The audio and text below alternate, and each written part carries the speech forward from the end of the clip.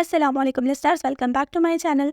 आज आप सुनेंगे नावल सबक बाय उम्मे मरियम। ये नावल फैमिली वैल्यूज़ पर बेस्ड है। आपके रिश्ते आपके लिए क्या अहमियत रखते हैं और आप ज़िंदगी में लगने वाली ठोकरों से सीखते हैं या फिर औंधे मुँह ज़मीन पर गिर जाते हैं, उसी पर बेस्ड ये एक शॉर्ट, कंप्लीट और इंटरेस्टिंग स्टोरी है। मुझे उम्मीद है कि आपको ये शॉर्ट नावल पसंद आएगा, तो चलिए स्टार्ट करते हैं। जानम, कल फिर टाइम पर ही तैयार हो जाना, याद है ना? सालार ने आईने के आगे खड़े होकर बाल बनाते हुए कहा तो रुमैसा, जो असद के कपड़े चेंज कर रही थी, किसी कदर चौंकी। खैरियत, कहीं जाना है क्या?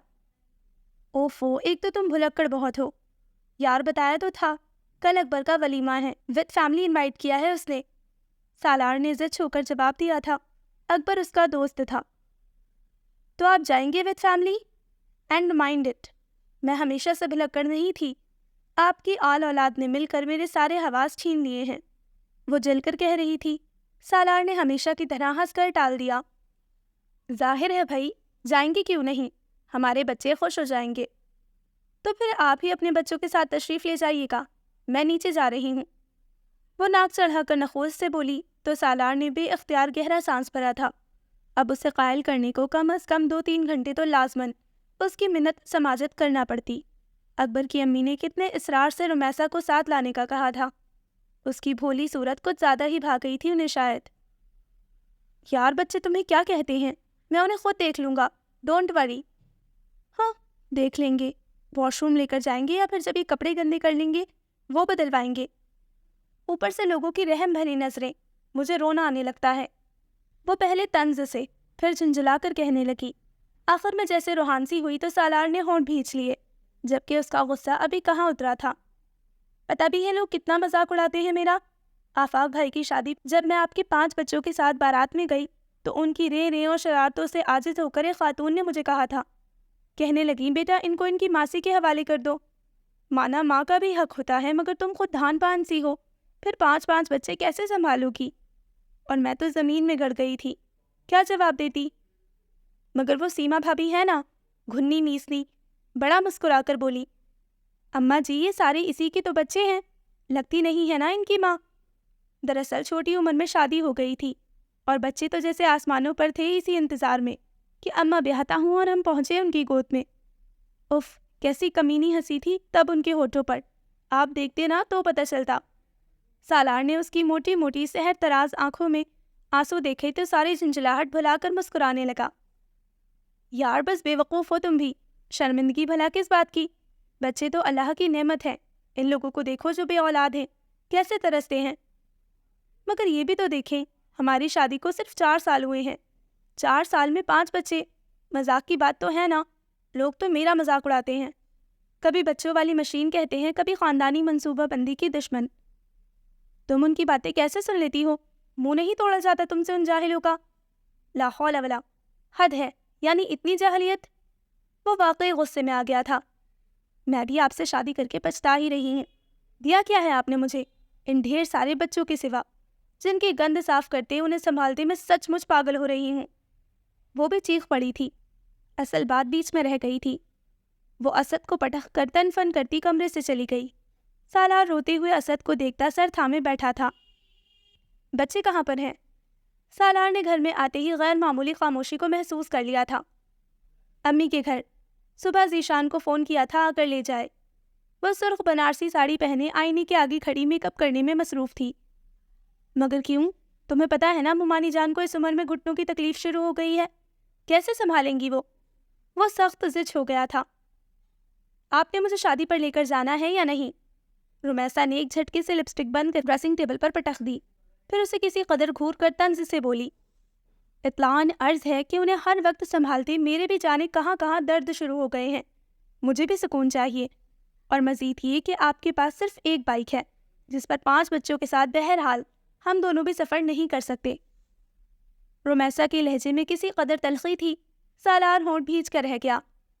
वलीमे की तकरीब में वो जितना खामोश सा था, वो उसी कदर मुतमईन और सरशार। सिर्फ छोटी लीना ही उसके पास थी। सालार को उसका खुद सताइशी का अंदाज गिरा गुजर रहा था, मगर खामोशी के सिवा कोई चारा नहीं था। यहाँ किधर जा रहे हैं? واپسی پر جب سالار نے بائک کو رمیسا کی امی کی گھر کی طرف موڑا تو اس نے کسی قدر ناراضگی سے پوچھا تھا، بچوں کو لینے کا ارادہ نہیں ہے کیا؟ تمام تر ضبط کے باوجود سالار کو تب چڑھ گئی تھی۔ میں ذیشان سے کہہ دوں گی فون پر، رات کو چھوڑ جائے گا، ابھی بہت تھکی ہوئی ہوں، گھر جا کر آرام کروں گی۔ جو آپ کے بچوں کی موجودگی کے باعث تو خواب و خیال میں ہی ہوتا ہے۔ اس کے بیزار کن انداز میں تلخی کا عنصر بھی نمایاں تھا۔ سالار کا ضبط جسے اسی دم چھلک گیا۔ اچھا، کس بات پر تھکن ہو گئی آپ کو میڈم؟ کیا ہے آپ نے وہاں؟ باتیں کرنے اور شوخیاں بکھارنے کے علاوہ؟ دیکھا نا، جل گئے فوراً۔ مرد اتنے ہی تنگ نظر ہوتے ہیں۔ جیسے ہی اپنی بیوی پر ستائشی نگاہوں کا اٹھنا محسوس کیا، جل بھن کر کباب ہو گئے۔ وہ حز لیتے ہوئے بھی اس کے لتے لینے سے باز نہیں آئی۔ بکواس بند کرو، سالار نے بے دریغ جھاڑ دیا۔ بائک کالونی میں داخل ہو گئی تھی۔ ڈیفینس ویو کے نام سے یہ ایک خوبصورت رہائشی علاقہ تھا جس کے اطراف 4 دیواری کی گئی تھی اور انٹرنس میں گیٹ تھا۔ گلابی پھولوں والی بیلوں سے ڈھکی دیواروں والے گھر کے آگے سالار نے بائک روکی اور اتر کر اندر چلا گیا۔ ممانی جان اسد اور اسامہ کو پاس بٹھائے کھانا کھلا رہی تھیں جبکہ فاطمہ اور آشنا سو رہی تھیں۔ السلام علیکم، کیسے ہیں ممانی جان؟ بچوں نے تنگ تو نہیں کیا؟ وہ ان کے پاس آ بیٹھا۔ انہوں نے تپاک سے سلام کا جواب دیا، سر پر ہاتھ پھیرا، آخری سوال پر شفقت سے مسکرائیں۔ یہ ننھی جانے کیا کہتی ہیں کسی کو بیٹا، بلکہ ان کے آنے سے تو گھر میں رونق ہو جاتی ہے۔ بہت تمیزدار بچے ہیں۔ اچھا، لیکن ان کی والدہ ماجدہ کا تو خیال ہے یہ دنیا کے سب سے بد تہذیب اور بدتمیز بچے ہیں۔ سالار نے مسکرا کر کہتے گویا اندر آتی رمیسا کا موڈ بحال کرنا چاہا، مگر وہ تو جیسے پھٹ پڑی تھی۔ ہاں کر لو میری غیبتیں، میری ماں سے شرم تو آتی نہیں ہے۔ اوف، سالار کو ایک دم خفت نے سرخ کر ڈالا۔ وہ اکثر یوں ہی بے لحاظ ہو جایا کرتی تھی۔ شرمندہ تو ممانی جان بھی ہوئی تھی داماد کے ساتھ بیٹی کی بد زبانی پر، جبھی اسے بری طرح سے جھڑک کر رکھ دیا۔ یہ کیا بدتمیزی ہے رمیسا؟ شوہر ہے تمہارا، اس کے ساتھ ایسے بات کرتے ہیں؟ ہاں، شوہر، سارے خیال بیوی کو ہی رکھنے ہوتے ہیں، شوہر جو مرضی کرتا پھرے۔ لینا کو گود سے اتار کر بستر پر پٹخا اور فاطمہ کو جھنجھوڑ کر جگانے لگی تو سالار سے رہا نہیں گیا۔ اوفو رمیسا، کیا کر رہی ہو؟ اس طرح جگاتے ہیں بچوں کو؟ پھر کیا گیت گا کر جگاؤں؟ وہ بری طرح سے تڑخی اور سوئی ہوئی فاطمہ اور آشنا کو گھسیٹ کر بستر سے اتارا اور یوں ہی ساتھ کھینچتی باہر لے گئی۔ بیٹا یہ بہت بے وقوف ہے، ہم شرمندہ ہیں کہ… پلیز ممانی جان ایسا مت کہیے، اس میں آپ کا تو کوئی بھی قصور نہیں، یہ شادی سے پہلے ایسی تھوڑا ہی تھی، بچوں میں پڑھ کے کچھ بدل گئی ہے، بس آپ بہتری کی دعا کیجیے گا۔ سالار سے ان کی خفت دیکھی نہ گئی تو نرمی اور آسان سے کہتا اٹھ کھڑا ہوا، بہت دعا کرتی ہوں بیٹا کہ یہ سدھر جائے، اس کا رویہ ہمارے لیے بھی تکلیف دہ ہے، پھر تم تو ہر وقت سہتے ہو۔ ممانی جان بے حد ملول تھی، وہ ان کی رنجیدگی دیکھ کر دانستہ مسکرایا۔ آپ پریشان نہ ہو، ہر وقت ایسا موڈ نہیں ہوتا، کبھی کبھار صحیح بھی ہو جاتی ہے، کاش یہ کبھی کبھار والی خوشگواری ہمیشہ ہی غالب آ جائے۔ آمین۔ ممانی جان نے صدقے دل سے دعا کی تھی اور انہیں رخصت کرنے کے خیال سے باہر آ گئی تھی۔ رومی کیا کر رہی ہو؟ لینا رو رو کر ہلکان ہو رہی ہے، اسے تو پکڑو۔ سالار بات لے کر واش روم سے باہر آیا تو بیڈ پر ہاتھ مار کر روتی بلکتی ہوئی لینا کو اٹھا کر سینے سے لگاتے ہوئے زور سے پکارا، فارغ نہیں بیٹھی ہوئی، بچوں کو اسکول کے لیے تیار کر رہی ہوں، ان کی وین آنے والی ہے۔ وہ وہیں سے جواباً چیخی۔ سالار کچھ کہے بغیر لینا کو اٹھا کر پھرتا رہا۔ اب وہ ہچکیاں بھرتی اپنا انگوٹھا چوس رہی تھی، یقیناً بھوکی تھی۔ بچے تیار ہو کر اسکول گئے تب وہ لینا سمیت اس کے پاس آیا تھا۔ اسے تو پکڑو، مجھے بھی آفس جانا ہے، اس نے وال کلاک پر نظر ڈال کر تحمل سے کہا۔ پھر بھی وہ جھنجھلا اٹھی تھی۔ یہ ابھی جاگ ہی رہی ہے، اگر آپ نے اسے جھولے میں ڈال کر جھولا دیا ہوتا تو سو جاتی نا۔ مجھے یہ ترکیب اگر تم نے پہلے بتائی ہوتی تو لازماً میں ایسا ہی کرتا، وہ کسی قدر خفگی سے کہتا لینا کو اسے پکڑا کر خود اپنی شرٹ اٹھا کر پہننے لگا۔ ناشتہ تیار ہے میرا؟ مکمل تیاری کے بعد وہ اس سے مخاطب ہوا تھا۔ لینا کو جھلاتی وہ خود بھی نیند کے جھونکوں میں ادھر ادھر ڈول رہی تھی۔ اس کی بات سنی تو منہ بنا کر اٹھ کھڑی ہوئی۔ بناتی ہوں۔ اتنا ٹائم ہی کہاں ملا، بچوں کو کچا پکا کھلا کر بھیجا، لنچ بھی تیار نہ کر سکی، بریک میں کچھ کھانے کو پیسے دیے ہیں۔ اس کی داستان امیر حمزہ نے سالار کو جی بھر کے کوفت کا شکار کیا تھا۔ روز کی ہی کہانی تھی، مگر آج اسے غصہ آنے لگا تھا۔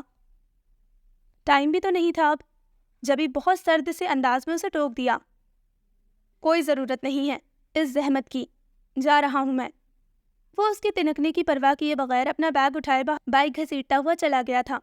شام کو تھکا ہارا واپس آیا تو الٹا رمیسا منہ پھلائے بیٹھی تھی۔ بچے اسے دیکھتے ہی اس کی سمت لپکے تھے۔ پاپا بھوک لگی ہے، ماما نے کھانا نہیں دیا۔ اس اطلاع نے سالار کو متحیر کر ڈالا تھا۔ وہ تنتنا کر اس کے پاس آیا تھا۔ بچوں کو کھانا نہیں کھلا سکتی تھی تم؟ جہاں باپ عیاشیاں کر سکتا ہے کھانے پینے کی، وہاں یہ بھی کھا لے۔ میں نوکرانی نہیں ہوں کہ کام بھی کروں اور نخرے بھی سہوں۔ جواباً وہ نروٹھے پن سے بولی تھی۔ چلو اٹھو، میں کھانا نکال کر لاتا ہوں، اکٹھے کھائیں گے۔ وہ جان گیا تھا اس نے بھی کچھ نہیں کھایا، جبھی موڈ اتنا خراب ہے۔ ہاتھ پکڑ کر اٹھاتے ہوئے کہا تو وہ کچھ اور تلخ ہو گئی تھی۔ میں نے کچھ نہیں پکایا ہے۔ کیا مطلب؟ وہ ٹھٹکا تھا۔ آپ صبح جو نہیں کھا کر گئے تھے اس لیے۔ وہ منہ پھلا کر بولی تو سالار سے چھونے لگا تھا۔ تم نے کچھ بنایا ہوتا تو کھاتا نا۔ میں بنانے جا رہی تھی مگر آپ کس کے لیے کرتی ہو تم یہ سب کچھ؟ آپ کے بچوں نے میری نیندیں ہی کیا سکون بھی حرام کر کے رکھ دیا ہے۔ رات کو 12 بجے سوتی ہوں، صبح اذان کے ساتھ اٹھ کر بھی کام نہیں نپٹتے، مشین بن کر رہ گئی ہوں۔ پہلے بچوں کو جنم دینا، پھر گدھوں کی طرح کام کرنا، اس پر آپ کا خراب موڈ بھی سہوں تو کیوں؟ وہ روحانسی ہو کر کہتی، باقاعدہ رونے کی تیاری میں تھی۔ شادی سے پہلے نازک سی لڑکی تھی۔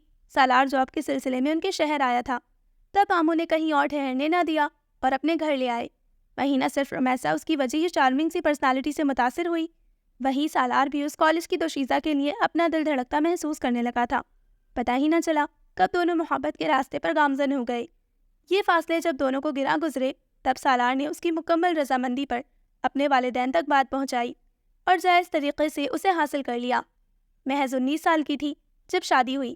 24 سال کی عمر تک وہ 5 بچوں کی ماں بن چکی تھی، مگر تھی ویسی نازک، سلم اور خوبصورت، دیکھنے والے یہ تک نہ پہچان پاتے کہ اس کی منگنی بھی ہوئی ہے۔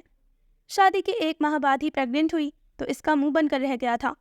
وہ اتنی جلدی پابند ہونا نہیں چاہتی تھی، مگر اب کچھ بھی نہیں ہو سکتا تھا۔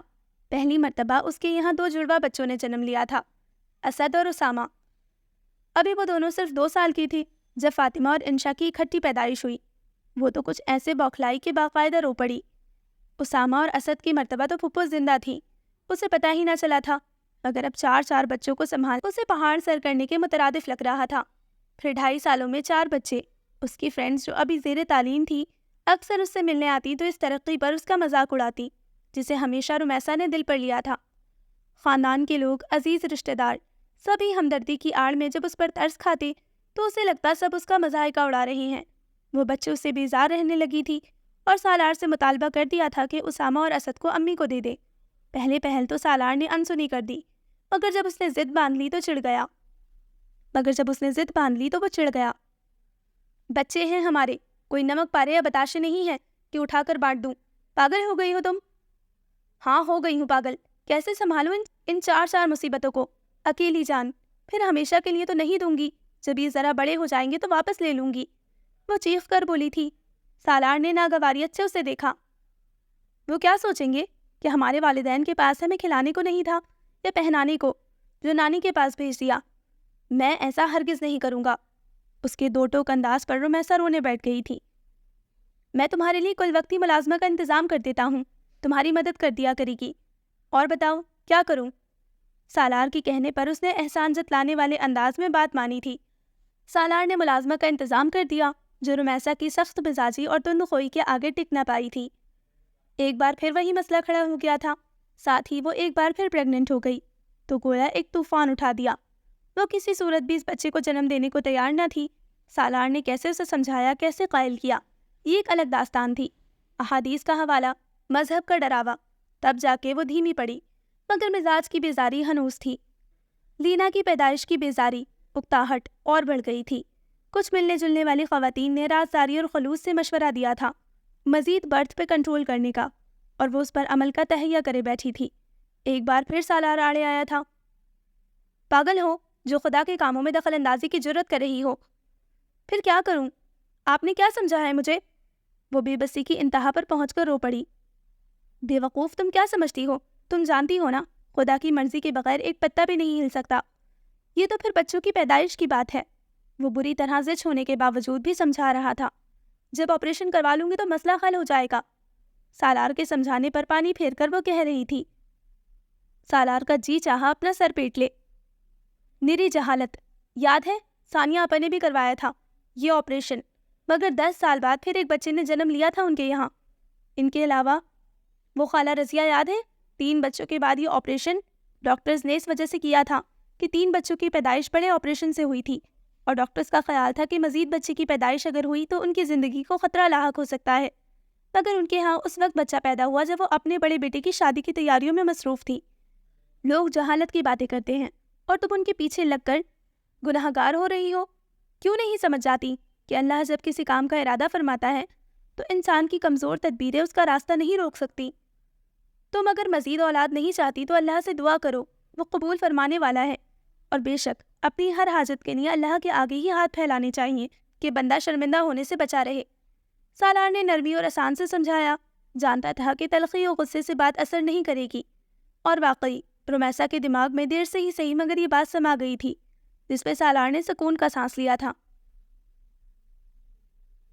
بولے نا آپ چپ کیوں ہو گئے ہیں؟ جھوٹے ہیں نا اس لیے۔ رومیسا کی تلخ و تند آواز اسے ماضی کی یادوں سے کھینچ لائی۔ اس نے گہرا سانس بھر کے اسے دیکھا۔ اچھا تو آپ رات کو 12 بجے سوتی ہیں؟ تو کیا یہ جھوٹ ہے؟ وہ جھنجھلائی۔ کون سا کام کرتی ہے بھلا 12 بجے تک؟ میرا یا میرے بچوں کا؟ 8 بجے ہم کھانا کھا لیتے ہیں۔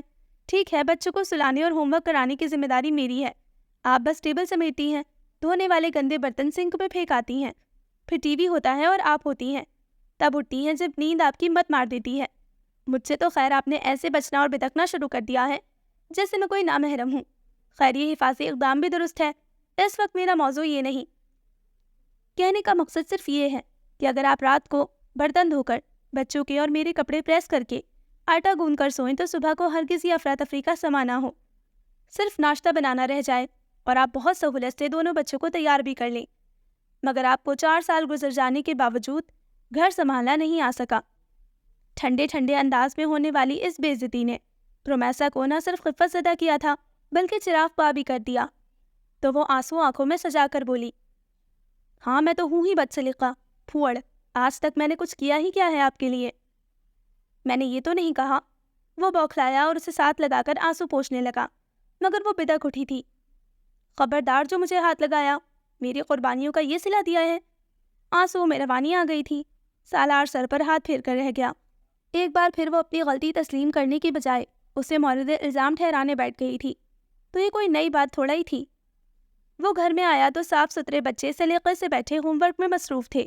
لینا واکر میں بیٹھی بھاگتی پھر رہی تھی، آشنا اور فاطمہ کھلونوں میں مگن۔ گھر صاف ستھرا، خود رومیسا بھی چاقو چوبند۔ اسے دیکھا تو مسکرا کر اٹھی اور اس کا بیگ پکڑ کر رکھا اور کوٹ اتارا۔ سبزی کی ٹوکری میں چھری رکھ کر اس کام کو فی الحال موقوف کر دیا۔ آپ بیٹھیے میں پانی لاتی ہوں۔ وہ حیران نہیں تھا، یہ کایا مہینوں سے پلٹی ہوئی تھی، البتہ مطمئن اور سرشار ضرور تھا۔ کئی دفعہ رومیسا سے اس تبدیلی کی وجہ پوچھی تھی، مگر وہ ہر بار مسکرا کر ٹال گئی، تو سالار نے بھی اصرار نہیں کیا۔ بچوں کو سلا کر کچن کی کام سمیٹ اور سکون سے آ کر اپنے بستر پر آنکھیں موند کر لیٹ گئی۔ صرف سالار ہی نہیں، اس کی اس تبدیلی پر تقریباً سبھی ملنے جلنے والے حیران تھے، سوائے ذیشان کے، جو اس کا سگا بھائی تھا اور جو خدا کے بعد اس کی اس راز سے آگاہ بھی تھا۔